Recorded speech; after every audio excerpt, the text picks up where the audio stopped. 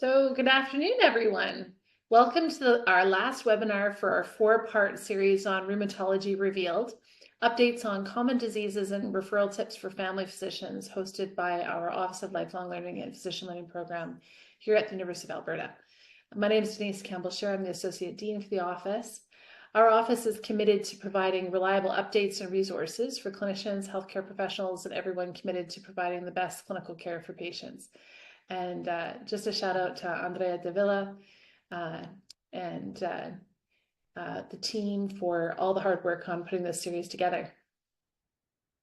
So the University of Alberta, its buildings, labs, research stations are primarily located on the territory of Niihau, Niitsitapi, Métis, Nakota, Dene, Haudenosaunee, and Anishinaabe lands that are now part of Treaties 6, 7, and 8 in the homeland of the Métis.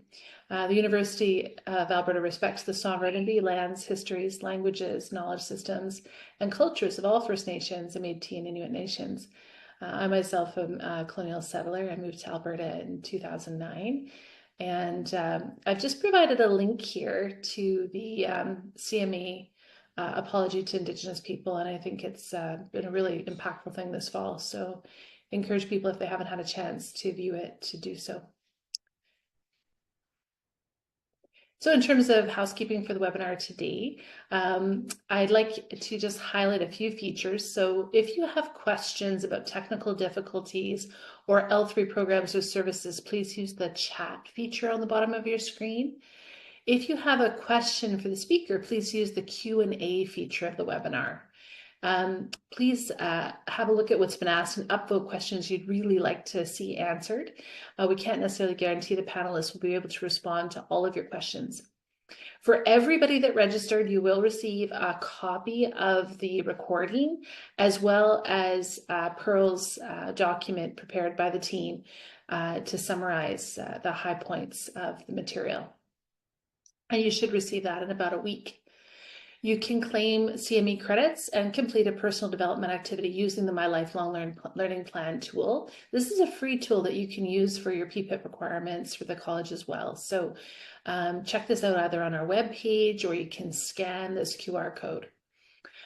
This activity has not been formally reviewed by the CFPC or Royal College. However, it is eligible for non-certified credit. And Main Pro Plus participants may also earn additional certified credits by completing a linking learning exercise. Okay, so today we are very pleased to welcome Dr. Andrea Johnson. Dr. Johnson is going to share with us the latest updates in gout diagnosis, management, and effective referral practices for family physicians. Andrea was born and raised here in Edmonton. She did her undergraduate degree, medical school, internal medicine, and rheumatology residency here at the U of A, and recently completed her training in 22. And since then, she's been practicing here in Edmonton as a community rheumatologist affiliated with the U of A Hospital Call Group. She's currently the acting program director for the adult rheumatology program here at U of A, and she's passionate about sharing the excitement of rheumatology with others. So we will definitely be hitting her up again for more sessions. Please stick around and do the evaluation at the end, because one of the questions is what topics you'd like to see featured. So please do fill that in. So outside of work, she enjoys spending as much as time possible with family and does Polynesian dance and Hawaiian hula dancing. So thanks so much to all of you for joining us today, and Dr. Johnson for your talk. So I'm going to hand it over to you to share your slides. Sounds great. Thanks so much for that really kind introduction. Hi, everybody. I'm excited. So many people are interested in talking about gout today for lunch. Thanks a lot for joining us. Today, I was hoping to talk about the diagnosis, updates in the management, and guidelines that are released a couple of years ago, and some referral practices that I'd recommend from a rheumatology perspective. I don't have any conflicts of interest to disclose. Here are the learning objectives that we chatted about. I hope to go through the diagnosis, common presentations of gout, review evidence-based approach to management of gout, go through the recent guidelines, especially with some of the key things that may have changed over the years, and try to address some common myths and pick out a few clinical pearls that I hope will be helpful for your practice. So we can start off with a case. This is a 75-year-old gentleman that I met in clinic. He has type 2 diabetes, high blood pressure, dyslipidemia, chronic kidney disease, and he's coming in with a 3-day history of great toe pain, heat, redness, swelling. It's exquisitely tender. He says that even a sheet, touching it lightly, is so painful. It's very hard for him to manage. He's having a hard time ambulating, and this is why he comes in to clinic and he's asking, what is happening and what can we do to help this? So I'll let you kind of imagine that patient that I'm sure many of you have seen. And then the next one is a little bit more complicated. This is a 42-year-old man who has history of what he has been told is gout in the past. He has recurrent episodes of pain and swelling affecting a bunch of different joints, maybe a knee, an ankle, toes, wrist. He previously has used colchicine. It worked good in the past, and often alcohol seems to trigger up these flare-ups. But he's having some increasing flares recently, maybe once every 2 months. And now he's coming to you because he has one big swollen finger, a big sausage digit that's really painful and swollen. He tried a couple pills of colchicine. It didn't seem to do anything. So now he's kind of worried and he's coming to you. And how are we going to manage this? So these are 2 cases to kind of spur off our thoughts about gout. So thinking about gout, if we go back to the basics, gout is a problem of crystal deposition, specifically monosodium urate crystals. And these crystals, a picture of them over here on the side, so these are negatively birefringent needle-shaped crystals. And all that really means is that when you put them under a light microscope, they seem to glow in a certain pattern. And the important thing is that they're really needle-shaped. So I always imagine that if these crystals are deposited in joints or tissues, they're really pokey and they actually can puncture different cells and be very pro-inflammatory. So when you get crystals depositing in joints, of course, this is the classic gout flare of inflammatory arthritis. But when this happens chronically and chronic inflammation over time, you can lead to erosive arthropathy. You can get deposits of tophi in soft tissues that cause their own problems. And then you can also get uric acid stones that can contribute to kidney disease. So when we think about hyperuricemia or high urate serum, my cutoff is usually 350 or 360. Anything higher than that, I would consider to be a high urate. And the reason for that is that it's the solubility threshold for what concentration would most likely precipitate out crystals to form in tissues. And high urate can be a problem of either overproduction, a problem of underexcretion, or some sort of combination of the 2 of them. When I think about gout, I go back to like chemistry class in junior high. And if you think about your supersaturated solution, maybe it's sugar water mixed all together and all the sugar is dissolved. But then you have some sort of nidus, like dropping a crystal of sugar into the supersaturated solution, or putting in a stick or clinking the edge of the beaker, and suddenly this change initiates the precipitation of crystals that then kind of go crazy and develop into a crystal formation. That's how I picture gout happening in people, where they always have high urate and then some sort of change triggers off precipitation of gout crystals in a tissue. Usually it's in a joint or around the joint, and then causes this really pro-inflammatory state in that area. Here's a schematic that I borrowed from a really great article from the Nature Reviews. And the thing that I just wanted to point out is that uric acid metabolism is surprisingly complicated. There's so many different enzymes that break down different products into urate and urate down into its subproducts. But also, there's a lot of different components in the kidney of transporters that excrete and absorb and go back and forth with the different urate. And so what I wanted to show with this schematic is there's a bunch of different things that make uric acid level in the blood complicated, and a bunch of different contributors that can make you have high urate. This is another schematic from that same article from Nature Reviews, and it lists out on the left here factors that can contribute to high production of uric acid, whether that's things that they take from food, alcohol, also some comorbidities, and many different genes that certainly we don't need to talk about, but a lot of different factors that lead to overproduction of urate. And then on the right side of the screen, we have factors that lead to increased or under excretion, rather, of uric acid, so increased accumulation of uric acid. So there's a bunch of different things that can contribute. Now, if we think about gout and modifiable versus non-modifiable risk factors, we know that gout increases in prevalence as people age.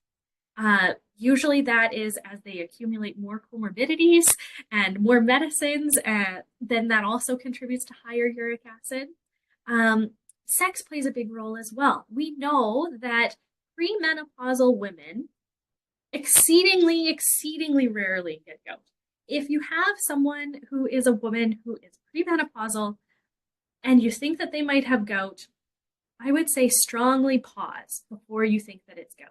Most premenopausal women do not have gout, and it could be some other mimic that looks like gout instead.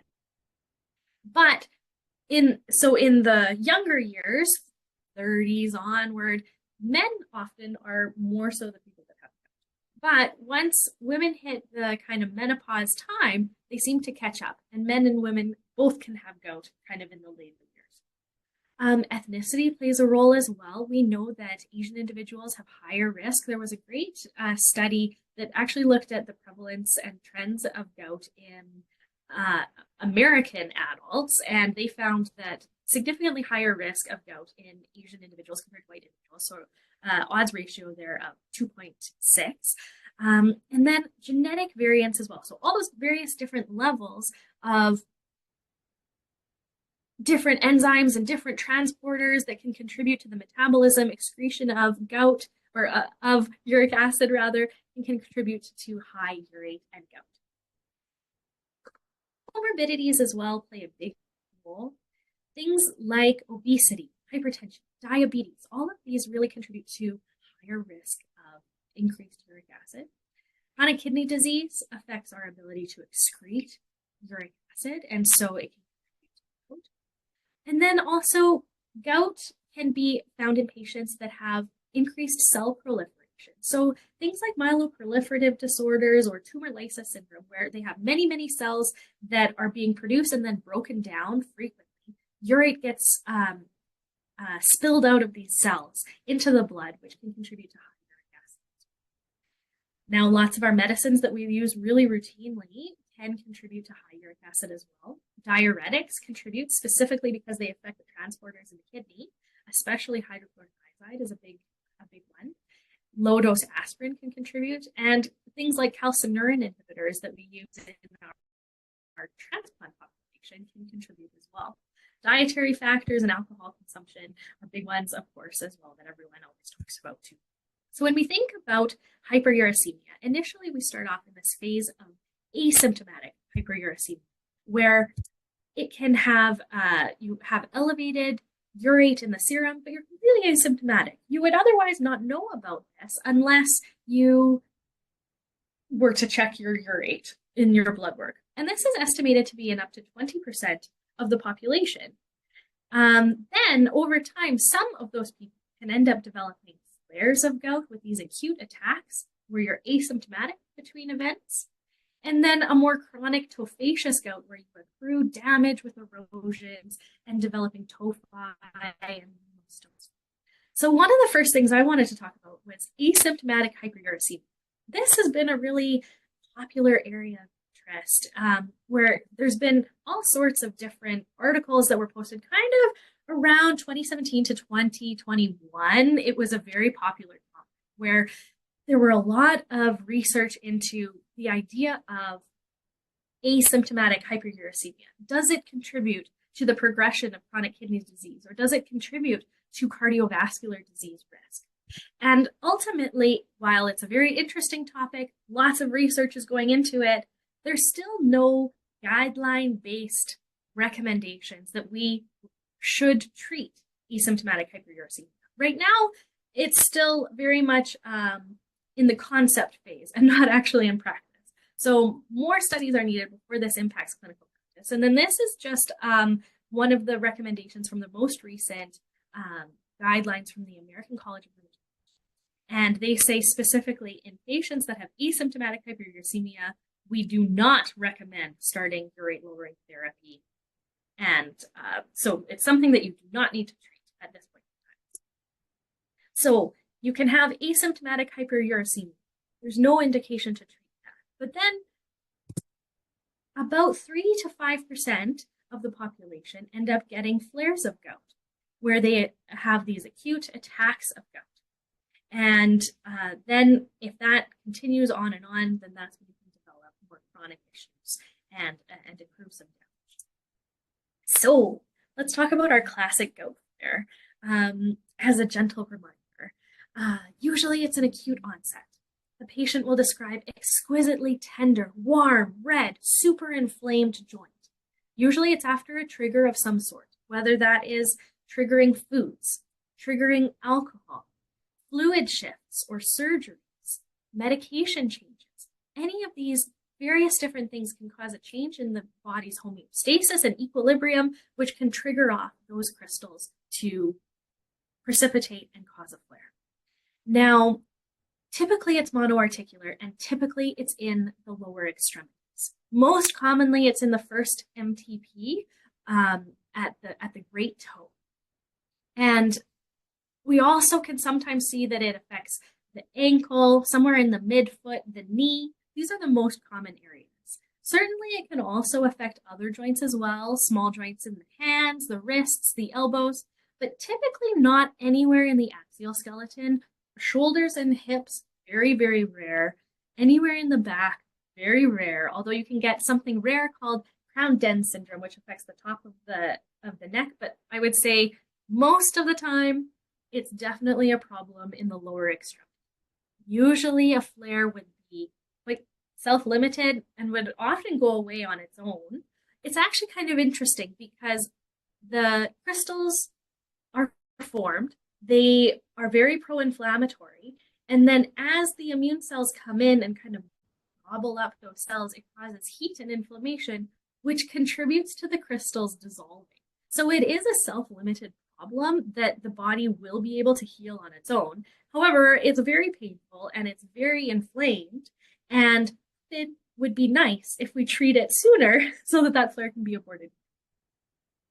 So if we think about the cases that I mentioned at the beginning, the first case with that gentleman coming in with big, painful, swollen first toe, it's exquisitely tender.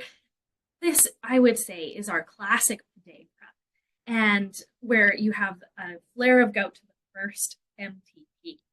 And this picture is one of the kind of more famous paintings that we like in rheumatology because it seems to depict pretty good an angry kind of rat devil thing eating away at this very, very, very swollen. But the second case, I would say, is a little bit less clear if this could be gout or not.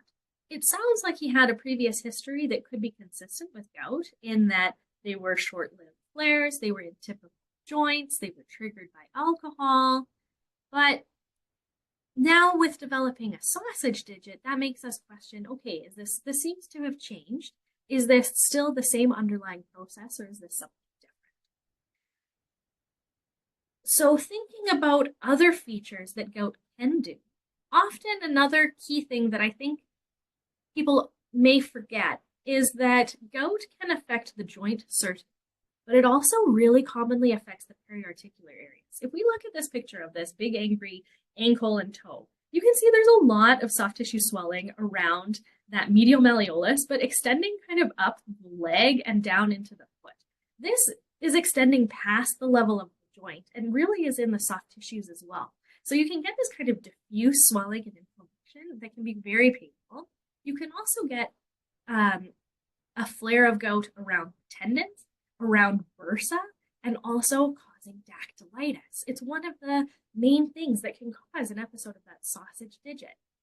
So this diffuse redness, pain, swelling often can appear quite similar to a skin soft tissue infection, and often patients who haven't had gout before may have had a trial of antibiotics to see if that helps settle things down, to see if it could be some colitis or something like that.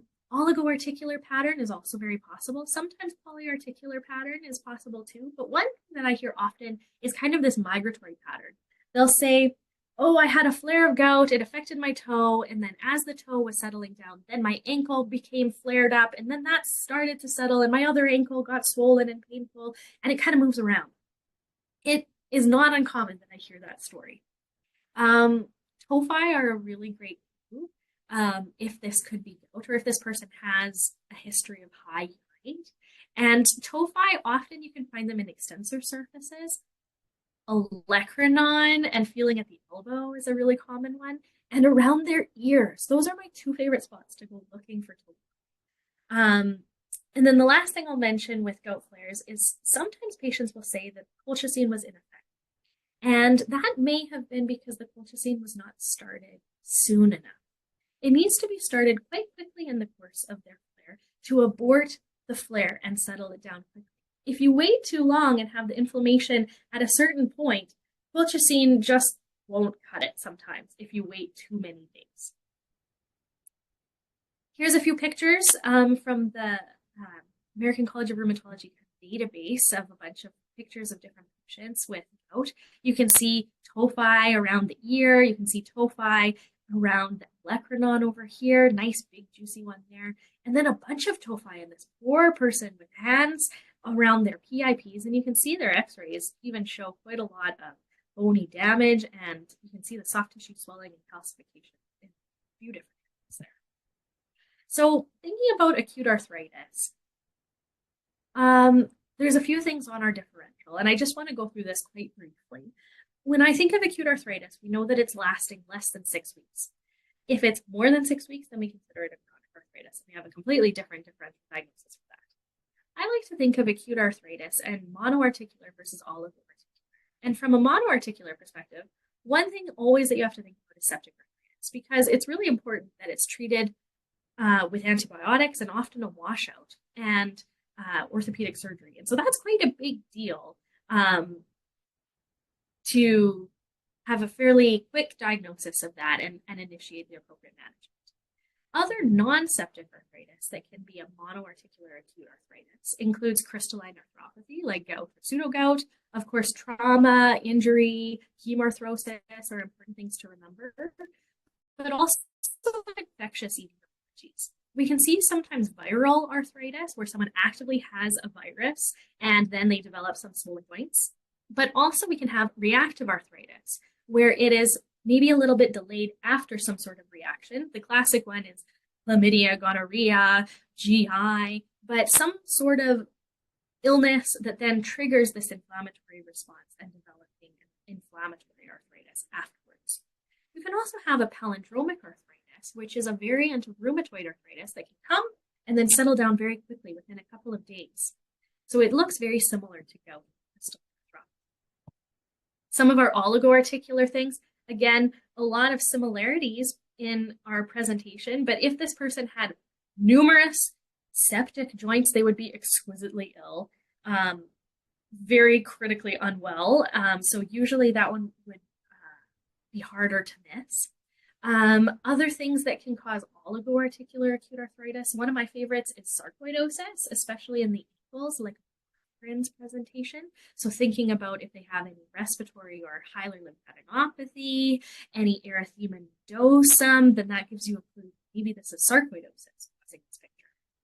And then, of course, you can always develop a new diagnosis of rheumatoid arthritis or other chronic inflammatory arthritis. And at some point, someone has to develop that and present a clue. So sometimes that's also in the back. So thinking that there's all of these different things that potentially could be presenting, what are the ways that we work up someone who we think might have gout?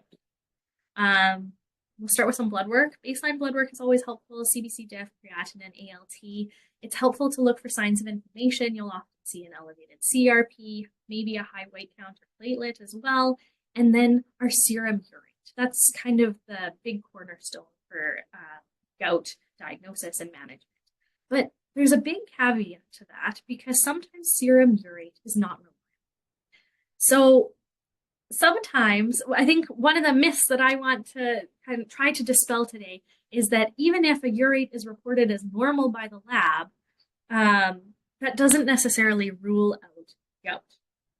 So, what are two times when a urate could be reported as normal, but the person still has gout? One of those is in the setting of a flare, and one of those is if you kind of take a closer look at the normal value lab reports. So the first one is if they have an acute flare, you can often see that transiently the urate dips down. I like to think of this as their urate in the blood suddenly crystallizes and goes into the joints. And so that's why the urate looks low. I don't know if that's really scientifically what actually happens, but it is how it works in my brain for to explain away why we see this change in the urate in the serum during a flare. So here's an example of one of my patients that has had chronic high urate in the 500, 600 range. Then suddenly something happens this March 9, 2017, where his urate suddenly goes down to 375. It was in the setting of a flare, and then bounces right back up to the realm of 600s again right afterwards. So don't be fooled by a low urate in the setting of someone presenting with an acute gout flare. What I'd recommend is rechecking the urate again a couple weeks later for a more accurate picture of what they look like when they're actually in their equilibrium state. The other big thing that I want to point out is that the lab often reports that urate is normal if it's anywhere less than 500. So this is from a different one of my patients whose urate has been checked a few different times, and it's consistently in the realm of the mid 400s. I would argue that that is high and that this person has hyperuricemia and still is at risk of having gout. And the important thing is it's not flagged as red in Netcare or abnormal in your EMR, and so it might be easily missed. So remember, the magical number that I want to share with you today is that a urate of anything more than 350 is higher risk for someone having gout. Certainly, the higher the number, the more glaring it could be, and the higher risk that they have for having gout. But still, that 350 level really is my cutoff, not 500, like the lab maybe more generously gives. And you'll see this is, I like that the lab does mention if you forget that 350 value, they have it written down here in Netcare for patients with gout or urate lowering therapy, the target less than 350. So that's our key number. Okay, back to our investigation. So more things that we're going to do to work on. A joint aspirate showing crystals is our gold standard for diagnosing. Now, I recognize that this is not always going to happen, and it is not often easy to do, especially in clinic, especially depending on how the flow of the day is going, but also depending on what joint is involved. If you do have a big juicy knee, then it's a little bit easier, but some of the smaller joints are really quite challenging to get any kind of attempt of a joint aspirate. If you are going to do an aspirate, make sure that you send it for cell count crystals and culture always. But what we're really looking for is if there's crystals, and especially if they're within inflammatory cells. Whew, that's just the best thing that you can see, because then that really confirms that that flare really was related to an acute flare of gout, if there are crystals within inflammatory cells. Often I get a question that is, do I need to worry if this is septic or not? I've done a joint aspirate. How shall we interpret the results? And my favorite resource is this JAMA article from 2007, which is called, Does This Patient Have Septic Arthritis? And it is my absolute favorite resource to reference. This is a big chart, and the thing that I want to show is that they looked at a whole bunch of different studies of patients that had inflammatory aspirate, and they were looking to see if they had septic arthritis. What they looked at was the white blood cell count in the synovial fluid, and they found that the likelihood ratio that it was septic increased dramatically depending on how high that white blood cell count is in the synovial fluid. So you can see it went from 2.9 to 7.7 to 28 the higher the white count went. So at a white blood cell count of more than 100,000 in your synovial aspirate, we really are concerned that this is septic. But less than that, it's a little bit harder to tell. Usually my cutoff is 50,000. Anything higher than that, I'm worried that it's septic. And so usually gout is somewhere in the realm of 20 to 40,000 typically, but sometimes you can get higher. So something important that I want to point out is that crystals, even if they're present, it does not exclude the possibility that they have concurrent septic arthritis. So often one of the first things that comes back in our assessment and our analysis from the lab after we get the synovial aspirate is the crystals and the cell count and differential. And of course, it takes quite a bit more time to get the culture results back. If you're worried that this could be septic as well, the patient looks clinically very unwell, I would say treat both gout and septic arthritis if you're worried. So when in doubt, treat both and get a TAP. So back to our investigations, we have our blood work, which we talked about, our joint aspirate, which would be ideal if possible, and then of course imaging, very helpful. If there's erosions or any signs of tenosynovitis or synovitis, inflammation of the joint capsule, or the synovial lining around the tendons, on ultrasound, that's very helpful to help us confirm active gout. Tophi are very helpful, and then some new up and coming imaging studies like CT can be quite helpful. So I'm back to these pictures, and we can see what the hands of this person look like just looking at them. And then if we zoom in on the x-rays that we can see, there is huge erosive damage, especially that first or that second digit, that index finger. Large tophi that are eroding into the bone, causing so much destruction and damage. So we can jump on to the management of gout. So when we think about managing gout, we always think about the acute flare management and the long-term prevention. In an acute flare, things that we can do to help manage this are non-pharmacologic things like ice or rest, but often we need some medicines like colchicine, NSAIDs, or steroids, whether the steroids are pills, intra-articular, or intramuscular. And we'll talk more about all of those. Long-term management of gout includes non-pharmacologic lifestyle changes like dietary changes, alcohol, weight loss, addressing some of the comorbidities, considering adjusting other medications if possible, like switching them off hydrochlorothiazide, maybe choosing losartan instead, which is helpful for gout. And then urate lowering therapy. In people that have recurrent episodes of gout, high urate, they should be started on urate lowering to prevent future flares. So more into the acute management. Colchicine. Colchicine is my favorite. I use colchicine all the time. Some of the changes in colchicine are initially a loading dose was recommended with 1.2 milligrams and then 0.6 milligrams BID thereafter. Sometimes people even older than or longer ago used to say, take colchicine until you get diarrhea and then continue with BID dosing afterwards. I would say that these are not the more common use anymore, and it's actually recommended that you can get away with colchicine BID dosing as the lower dose is better tolerated and it causes the same results.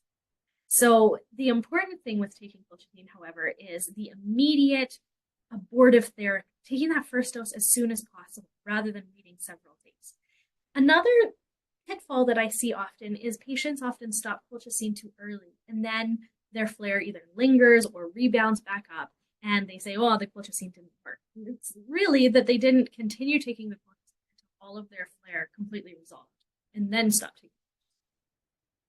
I find colchicine is also more specific for managing gout, so if you're not really sure if it's gout or something else, and you try colchicine and it works, it helps confirm that it was probably gout. It also can be effective for pseudo-gout as well. Other NSAIDs are also certainly an option for treating flares of gout, although less my preference because they often have higher side effects, whether that's the GI, risk to the kidneys, risk of higher blood pressure. And so often it's a lot not as well tolerated, but NSAIDs are a little bit less specific. So if you're not really sure what's going on and you want to help them feel better, it could be reactive arthritis or sarcoid or gout. NSAIDs will kind of just blanket treat them all. And so if they're really not doing good, an NSAID would be very reasonable, especially if you're not confident on the gout diagnosis. And then finally, steroids. We love steroids and we hate steroids. Steroids can settle all things, but it's about choosing the right dose and the right amount. Usually gout is a little bit more steroid resistant than rheumatoid arthritis. If I had a flare of rheumatoid arthritis, I would use more like 15 to 20 milligrams as a starting dose of prednisone. For gout, I would consider something more like 20 to 30 milligrams for a few days and taper off every couple of days for a course of somewhere in the realm of 1 to 3 weeks. I would recommend not doing the 50 milligrams kind of COPD dosing. You don't quite need that much. 20 to 30 milligrams is just fine. If you have a patient that has a hard time with tapering or following instructions, so if you anticipate that they're going to struggle with tapering down and counting their pills and getting it on the right schedule, I love to use intramuscular steroids. And you can give one depot-medrol injection, whether it's 40 or 80 milligrams, either in clinic if you happen to have it, or by their pharmacist, and it will self-taper over several weeks. It'll settle down their flare, and then you don't need to worry that they're taking the medicine. An intra-articular injection, similarly, is very effective as well, but I would be careful not to use a steroid injection into a joint any more frequent than 7 months.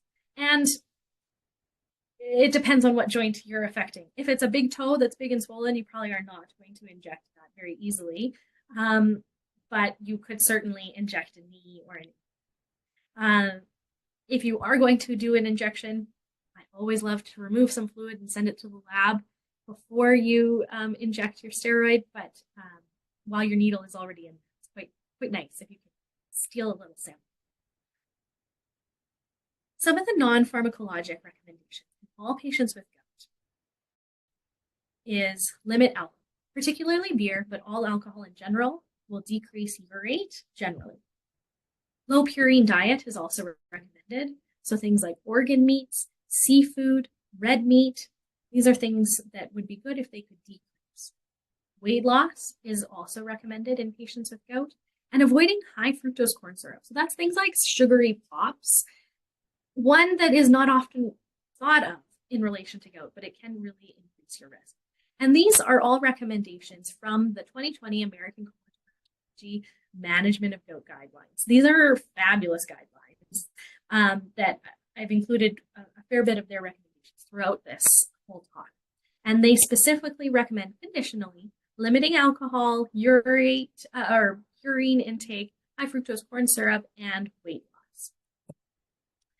In the guidelines as well, it really clearly outlines when we should use urate lowering. This is if the patient, number one, has many flares of gout. More than 2 a year qualifies as being someone who should be on urate lowering. If they have any evidence of tophi, they should be on urate lowering. If they have any evidence of joint damage on any erosive damage on x-rays, that would be an indication to start urate lowering therapy. It's conditionally recommended if they are on, if they have had a history of kidney stones, if their urate is exceptionally high, so more than that kind of 530 range, and if they have CKD stage 3 or worse. The first line choice for urate lowering therapy is allopurinol. So I want to go back to chemistry class again, and we can look at my fairly terrible pictures here. But when I think about a person that has high urate, it is at equilibrium in the blood and in the tissue. It's stable, but it's high. And then if we add in allopurinol, you have increased urate excretion via the kidney, which then results in low urate level in the blood, which creates a fluid shift of urate leaving the tissues going into the blood. And this unstable shifting experience is that's why when you start allopurinol, while it's a medicine that is supposed to prevent gout, it can cause a flare of gout. And this is always an interesting thing to try to explain to patients, that it might make your gout worse, but it will make it better, I promise, in the long term. So when we are initiating allopurinol, or when we're adjusting allopurinol doses, we know that patients are at higher risk of flares. So we have to make sure that we treat them with prophylaxis. So in patients that have more than 2 flares a year, any tophi, any joint damage, we should start them on urate lowering therapy. We always want to start it with prophylaxis. Usually, I would use colchicine one day, so 0.6 milligrams once daily, rather than our flare dosing, which is 0.6 milligrams BID. You could also choose to use naproxen or any other NSAID, but usually colchicine is the best. You want to start allopurinol at a low dose, but then you want to titrate it up fairly quickly over the coming weeks and months, because we want urate to be at target. When your urate is quite high, our goal is to get urate less than 350, less than that kind of solubility threshold, so that we can really limit the risk of having flare-ups. So increase up the allopurinol dose every 4 to 6 weeks until our urate is at target. And you want to continue colchicine throughout this whole titration period. Usually it ends up being somewhere in the realm of 3 to 6 months.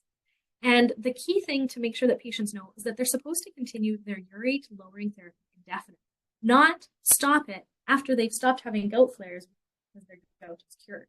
No, their gout is managed if they stay on urate lowering therapy. And again, throughout all of this is continuing with acute gout flare management as we normally would, with colchicine twice a day, or NSAIDs, prednisone, steroid injections. So some of the myths that I want to address are that allopurinol cannot be started during. This is a myth. It certainly can be started, and it actually is a change in the more recent guidelines. Sometimes I find that it is often a great time to capitalize on telling the patient, well, now would be a good time for you to really ban allopurinol so that this doesn't happen again, because it seems like you're having a really hard time. And usually you can get quite good buy-in. So you want to treat the flare, but it's also okay to start allopurinol as long as you start it with prophylaxis. So another myth is that starting allopurinol, brace for flares, it gets worse before it gets better. I would say that's not great philosophy to have about allopurinol. Know that it is making them at risk for flares, so put them on prophylaxis right away, so that they don't have flares, so that they stay on allopurinol successfully. I would say one of the myths is that often allopurinol is not titrated high. So really make sure that you titrate up your allopurinol. Most patients end up some milligrams, even 8 milligrams daily. Our goal is to get that urate down. Another myth that I see is that patients with CKD, allopurinol is quite nervous and people are avoiding it. And so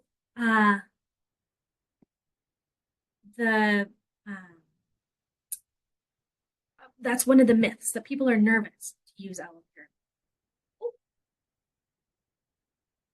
sorry, I jumped ahead. There we go. So with allopurinol and chronic kidney disease, the risk is actually a little bit overstated. Be aware that patients that have chronic kidney disease means that their urate is at higher risk, but also that their allopurinol might not be excreted as easily as another person. So they're at higher risk of having accumulation of allopurinol, and so higher risk of having hypersensitivity or side effects with allopurinol. The best thing to do is to start allopurinol at a lower dose, such as 50 milligrams daily, and monitor them closely. So talking a bit more about allopurinol, because it seems to be my favorite medicine, some of the common side effects include flaring up of gout, which is why we use prophylaxis, but also some GI side effects can happen. The rare but severe reactions that can happen is more that allopurinol hypersensitivity that we all worry about. something where they present with a really terrible rash. It can be maculopapular all the way up to like SJS TENS kind of presentation or even DRESS. They can get really severe transaminitis. So it's important to monitor when you're starting someone on allopurinol to make sure that none of these things are happening. People that are at more increased risk of these hypersensitivity side effects would be people that are on concomitant diuretics, have a higher starting dose at the beginning, have renal impairment, or people that have a specific allele that affects how the allopurinol is broken down. These are particularly some Southeast Asian patients, specifically if they are Korean, Han Chinese, Thai, African patients. It would be a good idea to check the HLA-B 5801 allele if you can. It's definitely something that you can check just on a video. But again, I want to stress that patients with renal impairment certainly can still be on allopurinol. Just start at a lower dose and be a little bit more careful. It's something that we use even in patients that have hemodialysis. So it is definitely something that you can use in patients that have kidney disease. Please don't ever stop. Or please don't ever stop allopurinol because their gout will come back. Often patients want to stop their medicines and then their gout flares up again. And so encouraging them to continue allopurinol indefinitely to continue controlling their disease is a good plan. So in terms of when you should send to rheumatology, please send my way. If you are not sure if they have gout or if there's any question of what the diagnosis is, always happy to see and try to differentiate, especially when it's a little bit more complicated presentation. Also, if they're having troubles with their urate lowering therapy, whether they have intolerance, hypersensitivity with allopurinol, after trying some escalation and it somehow doesn't work, please send our way in that point. There's alternative agents like febuxostat, probenecid, other different things that we have at our disposal, but I wouldn't really expect you to kind of venture into that. Allopurinol is a great first step. If there's troubles with allopurinol, then send to. So back to our case. I'm being careful on time here because I know we want time for questions. Just to wrap things up, if we think about our first case, the gentleman who came in with lots of comorbidities and coming in with a classic podagra type picture, looking at him, he does not have any active joints on exam other than that one big toe. He looks clinically well. He's afebrile. He doesn't have any tophi. So you do some investigations. You find out that his urate is quite high, and it's always been quite high. His inflammatory markers are elevated with a CRP of 35. His white count and his platelets are a little bit up, but not terrible. And you don't do an aspirate because it's his toe, and that would be hard in clinic. But there's lots of erosive damage on x-rays of his feet. So to treat his flare, you get him started on colchicine, 0.6 milligrams twice a day. We probably would avoid NSAIDs in this gentleman with his CKD and his hypertension. But if he had a really severe flare or many different ones, we could consider some prednisone if needed. But this gentleman would certainly benefit from allopurinol, given his high urate, his gout flare, and his erosive damage. But I'd maybe start him a little bit lower on allopurinol, 50 milligrams once a day, and then titrate it up over the coming 6 months. Case B, our gentleman who had symptoms that sounded like gout, but now is coming in with one big sausage digit. When you see him on exam, he has dactylitis to his finger, but there's no other signs of any other disease, no psoriasis or erythematosus. He doesn't have any tophi. He denies any other symptoms, GI, respiratory, infectious, those kinds of things. But because this is a bit weird, we take a step back and have a bit more of a differential diagnosis for this kind of presentation, things like reactive arthritis or infection, psoriatic or IBD-associated arthritis, sarcoidosis we wonder about. So you send off a whole bunch of things, and the big thing is you find high urate, elevated inflammatory markers, normal extended electrolytes, so less likely pseudogout, normal ACE, and no hilar lymphadenopathy, so less likely sarcoid. But your ultrasound shows tenosynovitis throughout that whole digit without any erosive damage. So overall, this probably is still just gout. He has chronic hyperuricemia, the consistent previous history of gout, but now has developed this dactylitis, tenosynovitis kind of picture. I would say that colchicine maybe sprinkled here and there, maybe wasn't fast enough, maybe wasn't enough to settle it down. So I would recommend trying naproxen or even some prednisone taper to settle it down. And he probably would also benefit from urate lowering therapy because of how frequent his gout flares are. And then I would look and see how he responds to therapy. And if this happens again, treat the gout first and then see if there's anything left over. It's reassuring that the rest of his workup came back negative for all of the other things that could happen with this differential diagnosis. But certainly I would say this person, if you're kind of unsure and you're not really confident of what's going on, this would be a very reasonable person to send to rheumatology as well for us to really dig into it and have fun. New and exciting in the world of gout, dual energy CT. This is something that I'm quite excited about because it's quite neat. This is a great picture from one of the recent papers that just shows what picture of the feed looks like, the x-rays, and then the dual energy CT, which shows the urate crystals glowing green to really identify any uric acid in the tissues and around the joints. It's so helpful, but it's fairly hard to access right now. The wait is many, many months. So we usually reserve that for certain patients where you're really not sure it's gout. Anakinra is a biologic that we also are using sometimes to treat gout.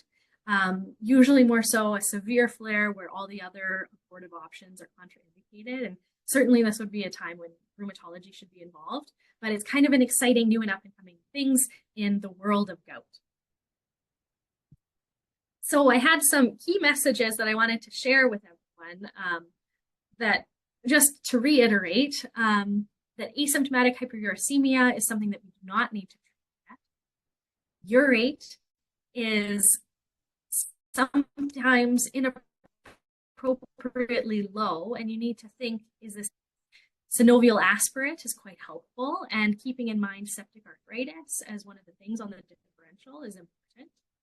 Allopurinol initiation, it's okay in a flare, but it's really important to have prophylaxis and really important to titrate up your allopurinol to get our target of that magical 350 milligram or 350 target for our urate.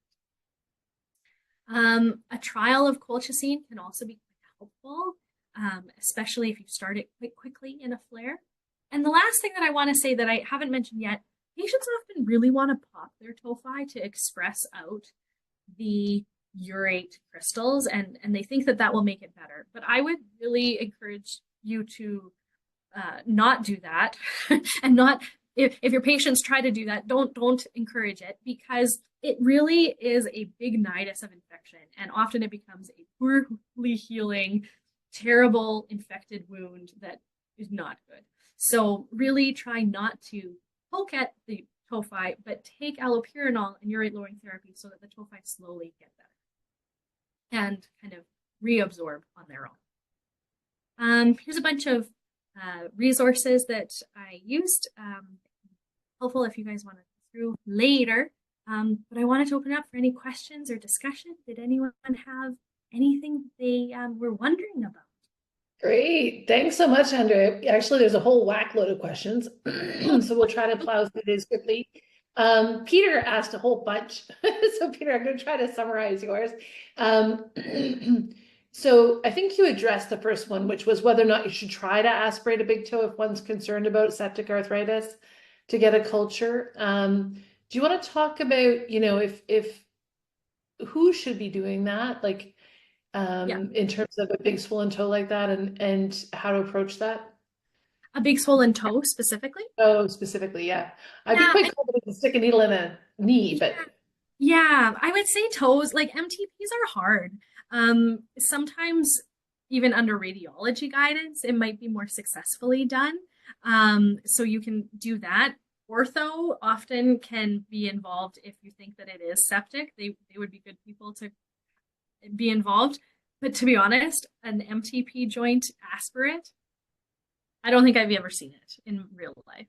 So I wouldn't be doing an aspirate of an MTP joint anytime soon. I would say try to go more for imaging or imaging guided if there's any aspirate. That might be your best bet. okay. And Oluwada Milola asks, how long would you say we should treat with the colchicine for an acute flare? Yeah, usually I would say about 1 to 2 weeks, but at least until the whole flare has settled down. So even if you end up treating for a little bit longer than 2 weeks, that's okay. But make sure that it's completely resolved. They feel totally back to. Mhm. And then Peter was asking, so just in that initiation of the allopurinol and using the lower dose colchicine as the prophylaxis, when would you stop using both of them together? Yeah, I would wait until my urate is at target, so I'm 350 or less, and I'm happy with that dose of allopurinol. Then that's when I would say stop taking colchicine on a daily basis. Okay. And sort of a related question, Hilda was asking, she says, thank you very much, by the way. But she was asking like, how fast would you recommend the titration of the allopurinol? And how soon, oh, sorry, no, actually, I jumped to Carrie Ann's question. Hilda was asking, can the uric acid be too low? So she was sharing an example of a person on allopurinol with a very low level around 130. So she had cut back on the dose as he hadn't had a flare in a decade. Yeah, But totally does it reasonable. matter if it's too low? I mean, too low isn't a concern, but it might just mean that they don't need that much medicine. So if they're on 300 milligrams and it's a urate of 130, very reasonable to cut back to 200 and see what happens. And if the urate is more like a 200, 300 level, that's fine. Okay, I, perfect. yeah. And then Carrie Ann, sorry, Carrie Ann, you stuck it in there and I got confused, but she was saying thank you for the session. And she was wondering about if you could just review the rapidity for the up titration of the allopurinol and the Yeah. frequency of the labs. Yeah. Usually I do labs about once every 4 to 6 weeks. And I would increase up the allopurinol dose every 1 to 2 months. It kind of depends on how frequent you're doing your labs. If your patient ends up getting the labs once every 2 months, then you can bump it up that time. But it's usually I would leave them on a dose for at least a month before I increase it up. And do you bump them up by 100 each time? Yeah, usually. Yeah. So if you start Okay. at about 100, then the next time 200, the next time 300, keep going. And the starting with people with renal failure, that's interesting. That's a practice change for me. So just to slide a related question. First of all, is there a GFR at which you would be perhaps talking to nephrology about that? And part one and part two, if you're titrating them up, is there a difference to how fast you would do it? Yeah, I would maybe go a little slower if they had particularly worse renal function, and I would start them off at 50. So I would maybe go slower and do maybe every 2 months rather than every 1 month dose escalation. And And in would you terms go of the by question, 50 or 100 or? you could go by 50 if you were being really conservative and until you feel really good about it and then bump it up a little more. It's more so that you really don't want them to have ASH or to develop an AKI. Those are the three things that you're watching out for in your renal patients. But usually it's quite well tolerated, so it goes pretty well normally. I don't think that I would get nephrology involved, to be honest, unless they were like very hemodialysis level, in which case then they would definitely have nephro already involved. um, Right. but I don't think you normally need to get, yeah, nephro involved. And then Kristen Yeah. was just asking if you could, also says thank you, but whether you could comment a little bit on the difference between clinical outcomes between targeting uric acid levels versus standard allopurinol dosing. I think that's a bit of Okay. a historic thing because we didn't used to titrate. I think that's, Uh, it used to be just like give a certain dose and yeah. yeah. I think I'm not sure if I can give a great historical reference, but we know that people that are on, even if they're on allopurinol, they might not be on enough. And so it's really targeting that less than 350 level that really will be more. Okay, yeah. And then Peter was asking about when you should use that Uloric, which I think is that one that you mentioned, which Yeah. I can't remember, ivermectin, that one. When do you Yeah. think about that? Yeah. So yeah, it is not covered usually unless they are unable to take allopurinol because they have really terrible hypersensitivity or some other dramatic contraindication. So for Alberta Blue Cross to cover febuxostat, you have to fight a fair bit. So to be honest, usually that's when rheumatology. Okay. So, hopefully that answers everyone's questions. Great questions. And I'm mindful we're exactly on the hour. So fabulous, Andrea. Thank you so much. And folks, please do just take a sec to do the evaluation form and chime in if there's topics that you would love to see more sessions about. And yeah, the General Cascade, thanks, Hilda, is saying, thank you so much. Great talk. So I think I echo the chorus here with saying, thanks so much, Andrea. I really appreciate all these updates. I certainly took away several new pearls. I think you did some great myth busting, and that was super to learn. So thanks so much, and thanks so much to everybody involved with this series and for everybody for coming. It's been really informative, and I know I've learned a ton. So I think all the colleagues have as well, and we'll look forward to everyone's evaluation. So thanks so much, Andrea. Thanks for all the teaching and for taking time. So hopefully we can suck you back to do more. It sounds good. And thanks to Natasha and Andrea in the background for all of your hard works in putting this all together. And yeah, lots of other colleagues are chiming in and saying it's been a great experience. And so that's just super.